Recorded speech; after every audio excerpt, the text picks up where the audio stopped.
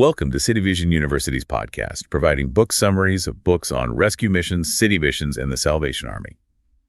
Normally when we look at a problem, whether it's a medical diagnosis or like an engineering flaw on a bridge or something, we expect a certain level of precision. Right, you want that comforting binary. Exactly. If you fracture your arm, an X-ray shows this stark, jagged white line.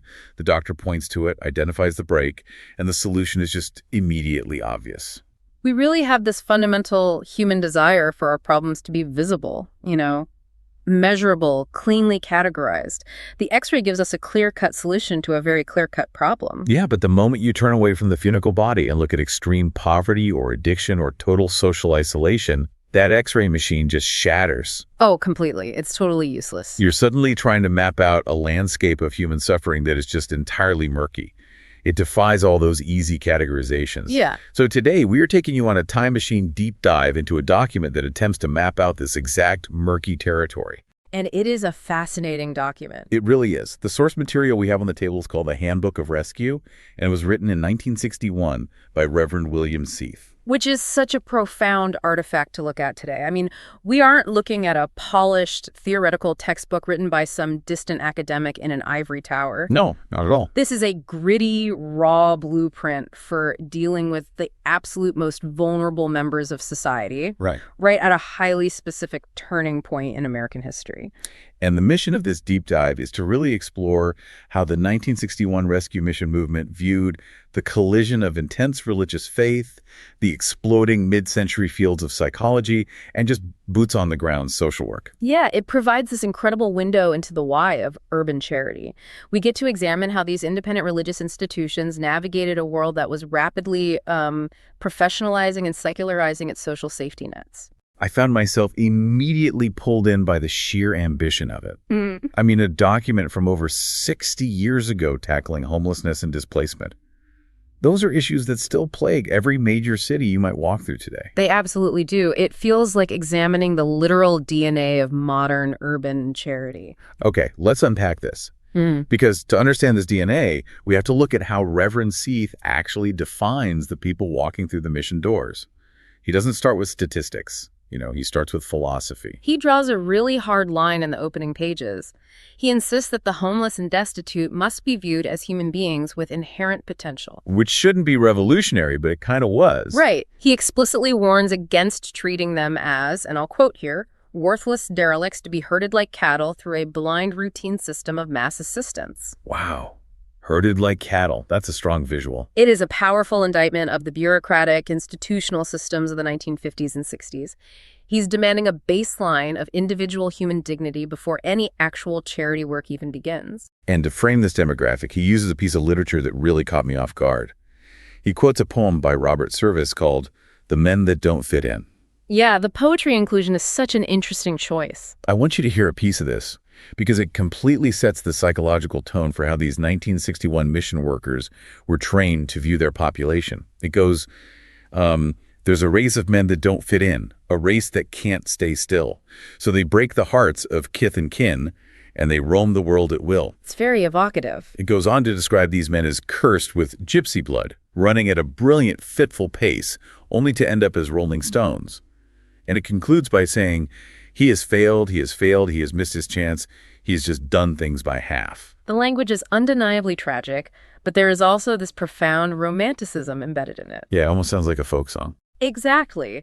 The author is using this poetic framing to grant historical, almost mythological weight to the people on Skid Row. By comparing someone sleeping in a 1960s alleyway to an ancient, restless wanderer, the text is attempting to destigmatize homelessness. It pulls it out of being a uniquely modern failing. Right. It frames it instead as a timeless, complex human archetype. He even traces the lineage of this work back to antiquity, noting that the biblical figure of Jesus went to the Skid Row of Jerusalem at the Pool of Bethesda. He builds this deep historical lineage for the workers. He points out that American rescue work started around 1830, targeting displaced sailors on the Great Lakes, before evolving into the famous Jerry McAuley mission in New York in 1872. Which is sort of the grandfather of these missions. Yeah, and he notes the actual term rescue mission wasn't even coined until 1888 in Syracuse. But let's freeze time and look at the actual people making up the 1960s Skid Row he's dealing with. because it wasn't just the stereotypical older alcoholic. Though the text does note they made up roughly 70% of the population. Right. But that remaining 30% is where the sociological ground shifts under our feet. The manual details a rapidly expanding, highly complex demographic. You have new migrant harvest caravans moving across the country. Entire families economically displaced by shifting agricultural models. The Dust Bowl era echoes, right? Exactly. And you have DPs, or displaced persons. In this context, he's talking about people displaced inside the United States, migrating from rural areas to major labor centers like Chicago or Seattle, only to find themselves completely stranded without a support network. And then there is a heavily emphasized group he calls the lost youth. That section is haunting. It really is. He's describing young men drafted into military service directly out of high school. Think about the psychological whiplash here. They are put through intense combat training, placed under the most rigid authoritarian discipline imaginable for years, and then just abruptly discharged. The military just dumps them back into civilian society. Right. Seath argues that while they are theoretically trained to handle anything, they actually lack the basic life experience and the subtle coping mechanisms required to navigate the complexities of everyday civilian life. If you look closely at that dynamic, it perfectly mirrors our modern understanding of veteran transition. We're talking about the post-Korean War and early Vietnam era here. Before we had words for a lot of this. Exactly. In 1961, society largely lacked the mainstream vocabulary for PTSD or transition trauma, but Seath, operating a soup kitchen and a chapel, makes a profound sociological observation. Which is what? That the sudden removal of military discipline creates a massive psychological vacuum. Without the structure of the military and lacking the internal scaffolding to handle civilian ambiguity, these young men fill that vacuum with alcohol, narcotics, or just aimless wandering. I understand the observation, but I do have to push back a little on the Robert Service poem we talked about earlier. Go for it. It's a beautiful piece of writing, but framing extreme poverty and severe trauma as just having gypsy blood or a brilliant, fitful pace, doesn't that seem incredibly dangerous? It can be, yeah. Think about how modern media sometimes romanticizes van life or living off the grid. It paints this beautiful nomadic picture while entirely erasing the brutal realities of economic displacement or untreated schizophrenia or addiction. Does calling them a race of men that don't fit in give society a pass to just ignore the systemic economic failures that actually put those veterans on the street? That tension you're pointing out is absolutely present in the text. Romanticizing the condition can definitely obscure the physical horror of sleeping on concrete and the systemic failures of the state. It just feels like a cop-out. But put yourself in the shoes of a charity worker in 1961. The prevailing societal view of a homeless person at that time was one of absolute unvarnished disgust. They were routinely arrested for vagrancy, viewed as bums, and treated as a blight to be swept out of public view. Right, they were criminalized. Completely. So in that specific historical context, deploying Robert Service's poetry is actually a radical tool for empathy. The author is trying to force his workers to see the spark of humanity, the thwarted potential, and the tragic romance of a life derailed, rather than just seeing a nuisance. Oh, that makes sense. It's a calculated psychological device to build compassion in a workforce that's dealing with people society has totally discarded. That reframes it completely for me. If the default is disgust, romance is a step up toward empathy. So what does this all mean for the people actually doing the work? If this is the incredibly complex population traumatized young veterans, displaced agricultural families, and chronic alcoholics, who is actually stepping into the gap to care for them? Well, the manual outlines a massive, fascinating turf war over who gets to claim this territory. We're looking at a three-way battle, right? Between the organized church, the state, and the rescue mission. And Reverend Seath pulls absolutely no punches when defending his territory. He systematically dismantles the other two institutions to argue why the independent rescue mission is the only entity truly capable of doing this work. Well, let's look at the traditional organized church first. A casual observer might assume that the church on the corner would naturally handle local poverty. You'd think so. But Seath argues they are fundamentally unequipped. He points out they lack the specialized staff and the physical equipment. I mean, a suburban pastor is trained in theology and congregation management, not in de-escalating acute intoxication or handling a psychological breakdown in the middle of a Sunday service. Beyond the logistics, he identifies a massive psychological barrier, which is human pride. Right, the pride of the destitute. Yes. The manual observes that destitute individuals, regardless of how far they have fallen, retain their pride. They are acutely aware of their torn clothes, their lack of hygiene, their chaotic state. It's shameful for them. The thought of walking into a pristine, quiet, suburban church sanctuary filled with middle-class families is paralyzing. They would feel profoundly judged, even if the congregation was welcoming. So the mission has to go to them. Exactly. The mission cannot wait for the destitute to come to the pristine church. It must be a gritty extension that goes directly into the environment where these men don't feel judged by the architecture. He illustrates this with a really evocative quote. He says, "The church has a hem to its garment, which reaches the very dust. It can cleanse the stains from the streets and lanes, and because it can, I must." That's a great image. He's framing the rescue mission not as a separate entity, but as the dirt-stained hem of the larger church body, doing the work the main garment cannot touch. So the argument with the traditional church is familial, but the argument with the secular government, however, is existential. Right, the state. We have to remember that by 1961, the welfare state was expanding rapidly. The professionalization of social work was booming. Universities were minting degrees in sociology and psychology. And the government was pouring unprecedented funding into secular social agencies. Right. And Seath actually acknowledges the massive resources of the state. He openly admits that governmental agencies can provide vast arrays of beds, top-tier medical care, professional psychiatric services, and highly structured employment programs. They have the scale and the funding that a small mission could only dream of. Yet he identifies what he considers a fatal, insurmountable flaw in the state apparatus. And to understand this flaw, we really have to look impartially at the foundational theology driving the manual. We're reporting on his views here, not endorsing them, but the text claims unequivocally that the absolute root of all these social maladies, the addiction, the wandering, the family collapse, is a spiritual condition it calls incent. That is his core premise. In the author's worldview, secular agencies ultimately fail because they are only treating the symptoms of a spiritual disease. They're putting a bandage on a hemorrhage. Exactly. They can fix a broken leg or offer a job, but they're ignoring the soul. Because a state-funded agency is legally and philosophically barred from preaching the gospel, Seath argues they cannot administer the actual cure, which he identifies strictly as the blood of Jesus Christ. He draws a very rigid line in the sand there. He even claims that over the decades, government agencies have repeatedly tried to handle the Skid Row demographic, failed miserably, and ultimately given the job back to the missions. He's very confident in that assertion. But let's look at the practical reality of this stance. If the government possesses massive funding, state-of-the-art medical facilities, and armies of trained psychiatrists, isn't it wildly inefficient for these small missions to fiercely reject secularization just to maintain their right to preach? It seems counterintuitive, sure. Imagine the sheer scale of physical suffering they could alleviate if they integrated with state funding.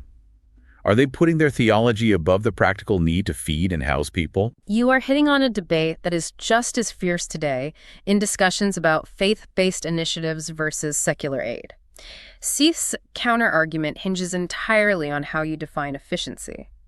How so? Well, to a secular government agency, efficiency is a metrics game. It's providing 1,000 people with a bed and a meal at the lowest possible cost per capita. Right, the bottom line. But to the rescue mission, if those 1,000 people wake up the next morning physically fed but with their internal spiritual core still chaotic and broken, the intervention was a failure. It wasn't permanent. Because they'll just end up back in the same spot. Exactly. Seath is arguing for a radically holistic view of the human being. He fundamentally believes that treating the physical body while ignoring the spiritual and psychological core is just maintaining people comfortably in their misery. Maintaining them comfortably in their misery, wow. Whether you agree with his specific religious theology or not, his argument forces a crucial conversation. Can purely materialistic secular solutions ever permanently resolve deeply entrenched behavioral and psychological crises? It's the difference between managing a chronic illness and attempting to cure it outright. So if these missions are turning their backs on massive state funding to maintain their independence, how do they actually survive? That's the logistical nightmare. You can't fund a massive urban shelter on theology alone. What does the actual physical operation of a rescue mission look like on the ground? The manual is very practical about this. It makes it clear that they had to evolve multiple highly adaptable models to stay afloat. The text outlines a wide spectrum of rescue operations. It's basically a blueprint for action. Let's dissect these models. On one end of the spectrum, you have the straight gospel mission. The leanest setup imaginable. Right. The manual describes it as usually just a rented storefront or hall where they hold preaching services once or twice a day. They have no beds, no kitchens. They might hand out a meal ticket valid at a local diner. The obvious advantage is the incredibly low overhead. If the neighborhood demographic shifts, they just rent a different hall. But the manual is very clear-eyed about the flaw in this model. It operates like a disaster medical pop-up tent. It's vital for immediate 24-hour triage, but it is completely useless for chronic care. There's no ongoing support. Right. The author notes there is almost zero follow-up with the people who walk through the doors. They hear a sermon, get a meal ticket, and disappear back into the city. Moving up the ladder, the text details the lodging house and meals mission. This is the archetype most people picture when they think of a homeless shelter. They provide bulk beds, often giving some away and renting others for pennies to generate basic income. It's a partially self-supporting ecosystem. Then you have the neighborhood or family work model. Mm-hmm. Interestingly, the manual states these are usually not located on Skid Row, but in what it calls the inner city. This model functions much more like a traditional social settlement house from the Progressive era. It provides relief, legal aid, employment services, and Sunday schools for entire families who are impoverished. It addresses poverty before it fractures the family unit and sends individuals to Skid Row. Preventative care, essentially. But the model that absolutely fascinated me, the one that really highlights the genius of these operators, is the industrial work mission. The Salvation Army or Goodwill model? Yes. Long before anyone in Silicon Valley was talking about a circular economy or social enterprises, these 1961 mission directors were running complex supply chains based entirely on societal waste. The mechanics of the industrial mission are brilliant. They would send trucks out to wealthy and middle-class neighborhoods to salvage discarded materials, old newspapers, used clothing, broken furniture, scrap metal. Just sheer waste. They'd bring this waste into their mission warehouses. Then they would employ the destitute men living in the mission to sort the paper, repair the broken chairs, and mend the clothes. And then sell it back. Exactly. They would sell these refurbished goods in their own thrift stores to the local low-income community. It creates a perfectly closed, self-sustaining loop. The physical labor restores a sense of dignity and routine to a man whose life has descended into chaos. Simultaneously, the revenue generated by selling the repaired chair pays for the electricity, the food, and the bed that man sleeps in. When you really analyze the logistics of that, you realize the immense, multifaceted skill set required of a mission director in this era. You couldn't just be a charismatic preacher. Not at all. To run an industrial mission, you had to be a theologian, a CEO, a labor foreman, and a supply chain manager, all while dealing with a workforce that was highly transient and deeply traumatized. The manual also touches on specialized work, which includes missions dedicated strictly to women or children, but it also mentions mission farms, citing the Union City Mission Farm in Minneapolis. The agrarian model. The concept is fascinating. Physically extracting a person from the toxic, trigger-filled urban environment of Skid Row and placing them in an isolated agrarian setting for long-term rehabilitation. But here's the catch. The manual insists that before anyone can open any of these facilities, they must conduct a rigorous, objective survey of the city. You don't just find a cheap building and start preaching. Right. You have to analyze the local demographics, cross-reference with other charities to avoid duplication, and crucially, you must consult with local law enforcement. That requirement for police consultation leads to one of the most striking historical anecdotes in the entire text. Reverend Seath recounts a story about a Protestant mission leader who is surveying a new town. He secures a meeting with the chief of police, who happens to be a Roman Catholic. Which is a huge detail for the time. They discuss the overwhelming issue of vagrancy in the city. At the end of the meeting, the Catholic police chief looks at this Protestant minister and says, "Reverend, if you get a rescue mission started in this town, I'll make a promise. Every day, every member of the police force, including myself, will get down on our knees, thank God for the mission, and pray for it." To really grasp the weight of that anecdote, you have to place yourself in the exact historical context. This manual is copyrighted in 1961, right at the dawn of the John F. Kennedy presidency. The first Catholic president. Exactly. The sociological tension between Protestants and Catholics in America at that time was palpable, rigid, and deeply ingrained in local politics.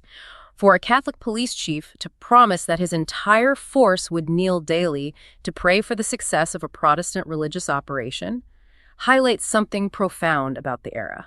Desperation breeds strange bedfellows. The sheer desperation on the streets, the overwhelming human tragedy playing out on Skid Row, was so severe that it entirely shattered theological boundaries. The police were drowning in a sociological crisis they knew they couldn't arrest their way out of. So they needed the missions just as badly as the missions needed the city's approval. But as the manual outlines these vast physical operations, it warns mission executives about a massive psychological trap. The trap of numbers. Here's where it gets really interesting. It draws a stark distinction between limited service, which is just handing out beds and bowls of soup, and extensive service, which involves deep, intensive casework, medical care, and long-term psychological rehabilitation. Seath strongly warns against the temptation of those numbers. Think about how you evaluate a charity today. If you are a nonprofit director relying on donations from the public, what is going to look better in your end-of-year newsletter? Telling your donors you efficiently handed out 10,000 hot meals, or telling them you spent your entire annual budget providing intensive, year-long rehabilitation for just 10 people. It's the eternal dilemma of the nonprofit sector, metrics versus meaning. The pressure to just churn people through a soup line so you can boast about the metrics must have been astronomical. Seath is incredibly prescient here. He understands that donors are seduced by large, easily digestible numbers. But he is aggressively cautioning his operators that if their stated goal is the complete transformation of the human being, body, and soul, then operating an assembly line of mass relief is a fundamental failure of their philosophy. It's short-term gain for long-term failure. It requires immense organizational discipline to intentionally choose the slower, quieter, profoundly unglamorous work of deep rehabilitation when the flashy metrics of mass relief are what keep the donation checks coming in. That tension between mass physical relief and deep internal change perfectly transitions us into what is easily the most complex section of the book. We've talked about the physical structures. Now we have to look at how they handle the internal structure of the human mind. The psychology of it all. Right, because the 1960s was the golden age for secular psychiatry and psychology. Freud, Jung, the new behaviorists, these concepts were exploding into the mainstream cultural consciousness. How on earth did a fundamentally religious movement, which believed sin was the root of all addiction and trauma, reckon with this massive wave of secular neuroscience? This section, titled Psychiatry and Psychology in the Rescue Mission, is basically a masterclass in pragmatic tension. The author begins by acknowledging a devastating truth about human behavior. He notes that the people on Skid Row generally know better. They intellectually understand the destructive wages of their behavior. But, he writes, feelings entirely dominate their minds and bodies. He delivers this incredible line, "We do what we do because of the way we feel, not because of what we know." That line stopped me cold. We do what we do because of the way we feel, not because of what we know. For a religious manual in 1961 to prioritize emotional drive over intellectual knowledge is astounding. It is a stunningly accurate observation. Connect that 1961 sentence to modern behavioral economics, like the work of Daniel Kahneman, or to modern neurobiology regarding trauma. The science supports him. Completely. We now understand that severe trauma physically alters the brain's architecture. It hyperactivates the amygdala, which is the emotional survival center of the brain, and suppresses the prefrontal cortex, which handles logic and consequence evaluation. And Seath obviously didn't have access to fMRI brain scans. No, but through decades of sitting across the table from human suffering, he arrived at the exact same conclusion as modern neuroscience. Logic and theological knowledge are entirely powerless when the nervous system is hijacked by emotional survival mechanisms. Because he recognizes this biological reality, Seath introduces psychiatry, healing the mind, and psychology, the science of mental health, as essential tools. But he slaps a massive glowing danger label on them. He is fighting a brutal two-front war in this section. Who are the opponents? On his right flank, he has the rigid, old-school fundamentalists within the church. They operate under a mentality that he directly quotes. If God saves a man, he needs no further help. They view secular psychology as not just useless, but heretical. And on the other side? On his left flank, he is battling the rising tide of secular social workers who argue that religious dogma has absolutely no place in modern clinical care. Seath is attempting to thread the needle, carving out a middle path that we might call Christian holistic psychology. He warns his workers that the great danger of psychology is becoming so fascinated by professional psychoanalysis, like being so obsessed with tracing childhood phobias and mapping out traumas, that the worker forgets their ultimate goal, which is to introduce the person to spiritual salvation. He explicitly critiques secular professionals who believe that simply tweaking a person's environment or helping them adjust their attitude towards society is a sufficient cure. Because again, he thinks the heart is the real issue. Reverting to his foundational theology, he argues that the heart must be changed first. Without a fundamental spiritual transformation, he views environmental and psychological adjustments as temporary, superficial fixes. And to bridge this divide between science and spirit, he introduces the concept of God's psychiatry. He points to ancient texts, like Psalm 23, specifically highlighting the phrase, "He restoreth my soul." He leans heavily on Christian psychologists of his era who argue that beneath the physical body and beneath the conscious mind lies the soul. If the soul remains sick, all the behavioral therapy in the world will only yield a temporarily well-adjusted addict. Exactly. But the pragmatism in this section is wild. He strongly warns his workers against giving out glib bumper sticker theology. He says it's highly dangerous to just tell someone in the midst of a mental breakdown that Christ is the answer, without actually sitting down and helping them face the brutal, practical facts of their life. He brings up the historical concept of rice Christians.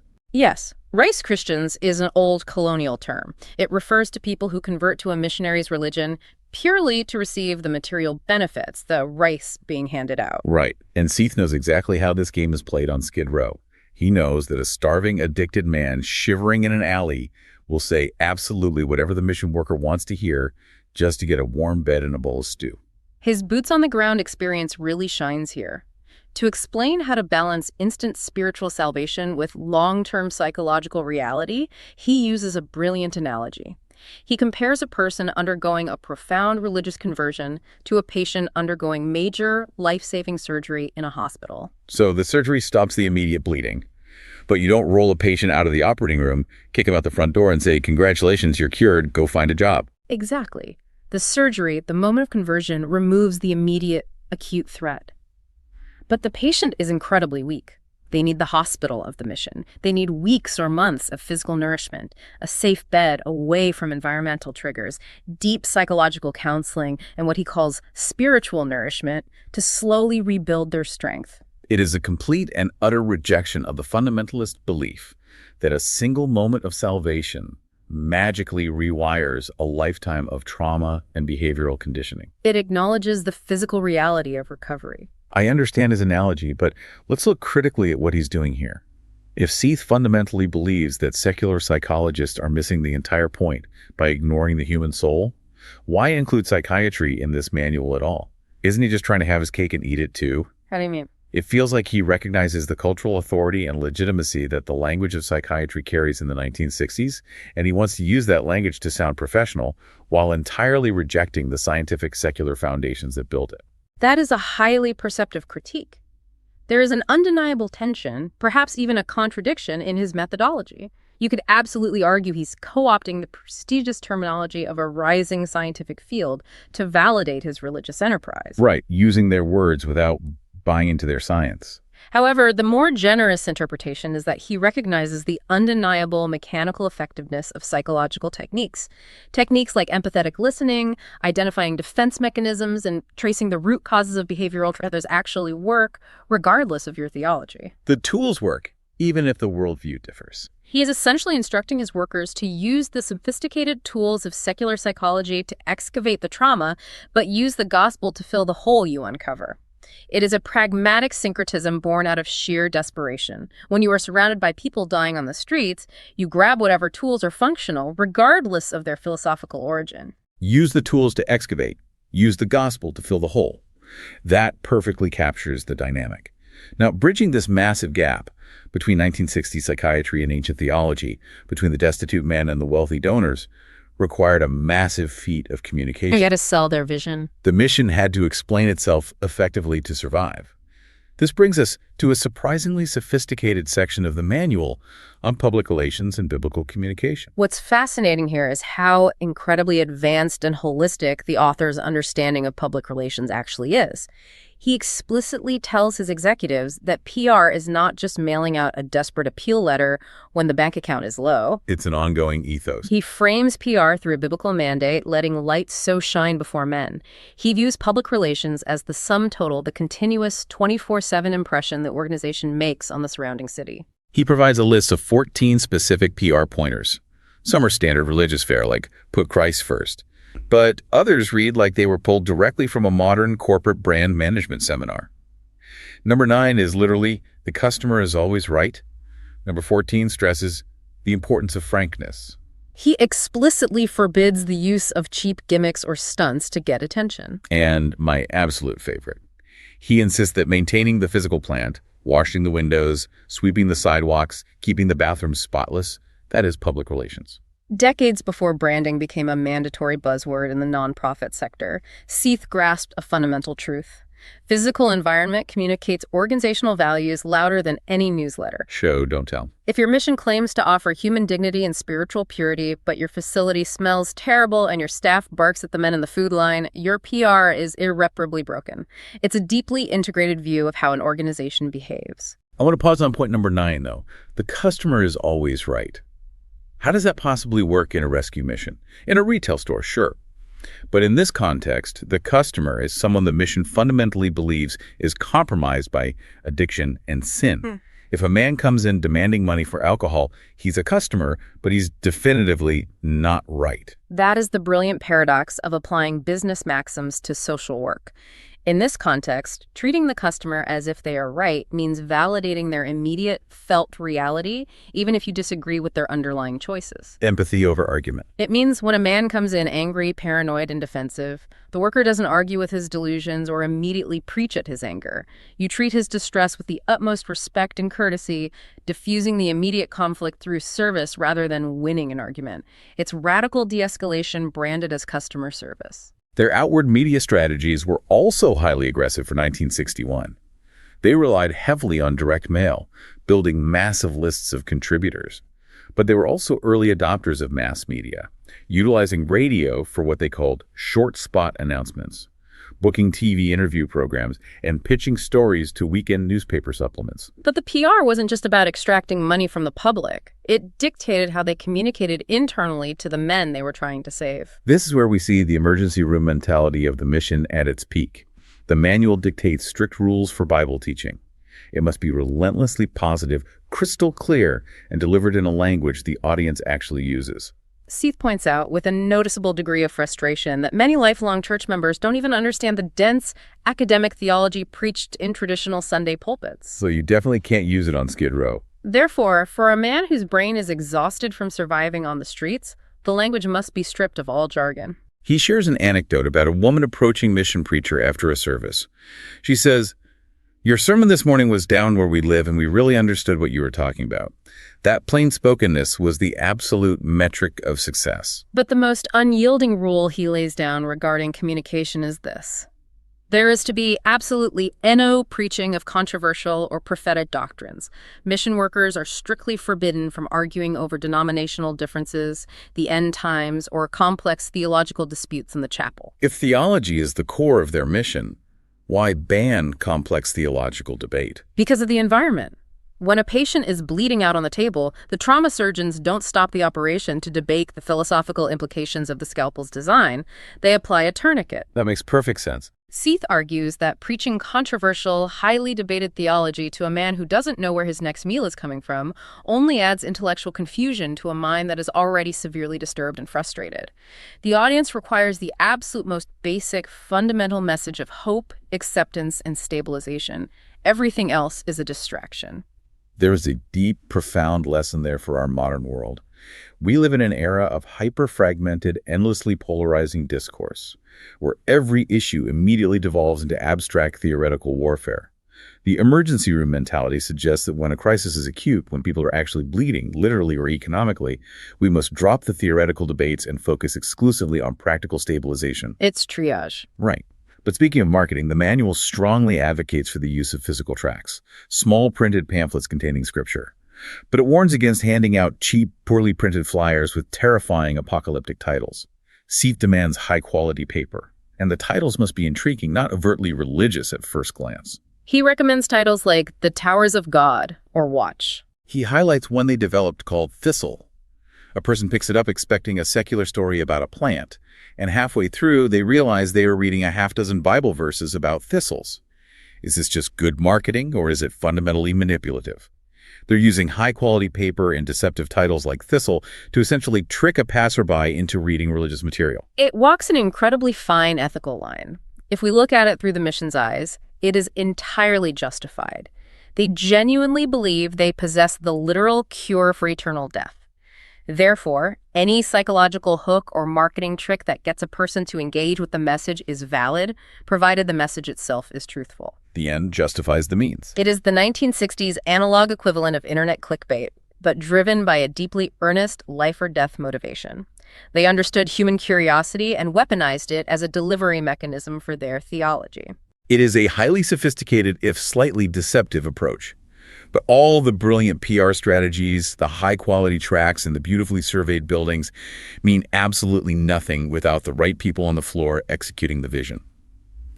This brings us to the final, and undoubtedly the most intense section of the manual, the human element, the workers. The manual dedicates extensive space to staffing and what it terms personal evangelism. The standard it sets for its workers is almost terrifyingly high. Quoting Jerry McCauley, the 19th century pioneer, Seath declares that a mission worker must have a soul is just on fire. A soul on fire. Not just a clean background check or a degree in social work. Precisely. And this intense religious fervor cannot be compartmentalized into a specific spiritual department. Every single person employed by the mission, from the cook preparing the soup to the janitor sweeping the hall to the executive director, is expected to be an active personal evangelist. No one is off the hook. The manual lists stringent requirements. A worker must be absolutely certain of their own spiritual salvation. They must confidently expect actual results when they engage with people, and their personal conduct and appearance must remain above reproach at all times. The psychological pressure of maintaining that stance 24/7 must have been crushing.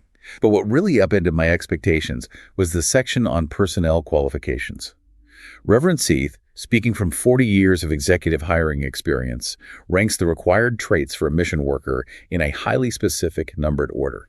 Number 1, loyalty. Loyalty to God, to the mission organization, and to the staff. Number 2, the ability to get along with others.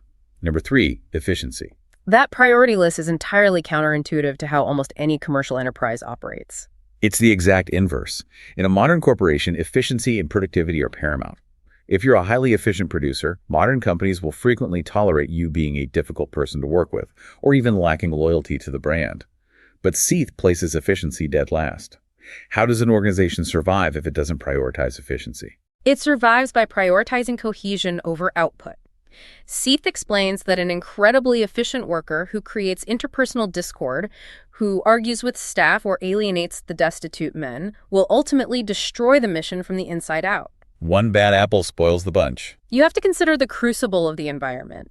A rescue mission is not a paper-pushing office. It is a high-stress, deeply chaotic pressure cooker. The staff is dealing with life, death, severe psychiatric episodes, and chronic addiction on a daily basis. It's basically a war zone. In that environment, loyalty to the shared mission and interpersonal harmony are not pleasant corporate culture perks. They are vital structural survival mechanisms. An efficient but toxic worker is a catastrophic liability when the emotional stakes are life and death. He cements this by stating emphatically that there is no such thing as a job in the rescue mission. Every position must be a calling. It demands total consecration to the task. We can draw a direct line from that demand for consecration to one of the most critical issues facing the social work profession today, which is the epidemic of burnout. Oh, absolutely. If every single task, down to washing the dishes, is treated as a divine calling requiring a soul on fire, does that philosophy inherently guarantee that the worker will eventually burn out? Modern organizational psychology stresses the absolute necessity of work-life balance, strict emotional boundaries, and clinical detachment to survive long-term in caretaking professions. The 1961 manual demands the exact opposite. It demands total emotional, physical, and spiritual investment. The psychological toll of maintaining a soul on fire while standing daily in a river of endless human misery must have been staggering for these workers. And the manual reveals that this soul on fire wasn't just a passive state of being, it was highly tactical. It provides specific instructions for how workers should behave during the evening chapel services. They aren't supposed to just sit and listen to the sermon. The manual instructs the workers to actively scan the audience of homeless men, identify specific individuals who appear to be in deep distress, silently pray for them throughout the service, and then, if they feel the Holy Spirit directs, strategically approach those specific men during the invitation at the end. It is a highly intentional, almost predatory form of empathy. But I want to go back to those hiring qualifications, specifically loyalty being the undisputed #1 requirement. If absolute loyalty to the mission and to the executive director is the paramount trait required to keep your job, doesn't that create an organizational environment ripe for covering up abuses? It's a huge risk. If a worker sees something wrong, say a misallocation of donor funds or another worker physically mistreating a guest but pointing it out would be viewed as disloyal to the leadership or creating discord, won't they just stay quiet? How do you balance the intense demand for loyalty with the absolute necessity for accountability? You have identified the massive shadow side of this organizational philosophy. When any institution, religious, secular, or corporate, is built around charismatic leadership, intense in-group loyalty, and a shared, unshakable belief that they are executing God's unquestionable will, it can very easily mutate into an insular echo chamber. Toxic loyalty. To its credit, the manual does attempt to mitigate isolation. It stresses the importance of cooperating with the wider church, stating, "We need the church. The church needs us." It also heavily promotes affiliation with the International Union of Gospel Missions, whose motto was, "In union, God moves," which served as a networking and standard-setting body to provide some external connection. A system of checks and balances. But internally, yes, elevating unquestioning loyalty above all other traits is a classic recipe for institutional blindness. It creates a culture where protecting the institution becomes synonymous with protecting God's work, which is a vulnerability that has tragically plagued religious and charitable institutions throughout history. It's the double-edged sword of intense devotion.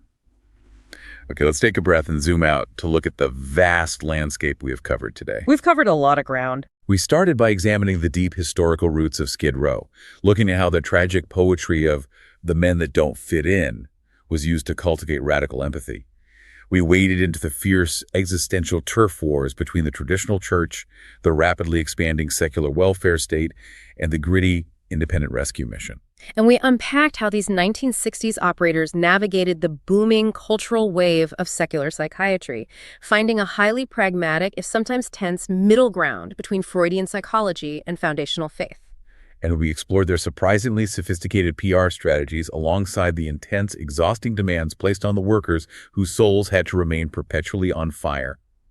Through all of this, we're watching a movement desperately trying to professionalize itself, trying to adapt its logistics to the mid-20th century without ever losing its core spiritual philosophy. If we connect this to the bigger picture today, the resonance is undeniable. We might have changed the vocabulary. We might not say rescue mission as often. We might use terms like holistic community center, harm reduction facility, or wraparound services. But the core fundamental truth that Reverend Seath was grappling with in 1961 remains entirely unchanged in modern society. Which is? Humans are infinitely complex creatures. We cannot be fixed on a bureaucratic assembly line. We are not just biological machines requiring a bed and a sandwich, and we are not merely nervous systems requiring a chemical adjustment or a psychiatric diagnosis. We are complex amalgams that require simultaneous intervention for the body, the mind, and the internal core. Which brings us full circle back to that shattered X-ray machine we talked about at the very beginning. Human suffering is profoundly murky. It resists simple solutions. The 1961 Handbook of Rescue, despite its era-specific language and its rigid theological framework, insists on one enduring premise above all else. You simply cannot separate physical rehabilitation from internal transformation. It's all kind of... So I want to leave you with a final thought to ponder as you go about your day. We live in a highly secular, scientifically driven modern world, a world that absolutely excels at specialization and categorization. But have we lost something vital by dividing the human body and the human mind into completely separate, highly specialized departments? It's worth considering. Next time you are walking through your city and you pass by a homeless shelter, a charity, or a community outreach center, take a moment and ask yourself, are they merely managing the visible symptoms on the X-ray, or are they attempting the incredibly messy, unglamorous work of healing the whole person? Thank you for joining us on this deep dive into the source material.